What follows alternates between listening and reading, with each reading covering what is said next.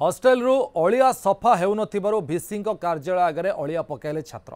उत्कल विश्वविद्यालय छात्रावास अलिया सफा हेउनथिबारु अंतेवासी एभली एक पदक्षेप नैछन्ति। सेमाने अभियोग करिसेंति हॉस्टेल गुड़िकरु दीर्घ दिन हला अलिया सफा हेउनी। बीएमसी गाड़ी विश्वविद्यालय भितर को आसुनी। अलिया सफा होनथिबारु पूतिगंधमय परिवेश सृष्टि होउछि। ए संपर्क में भिसी को बारंबार अवगत कर कौनसी कार्यानुष्ठान नि जायनि। यार प्रतिवाद रे सेमाने हॉस्टेल अलिया भिसी कार्यालय सम्मुखें पकई तुरंत अलिया सफा करा न गले आंदोलन चेतावनी देछन्ति छात्र माने।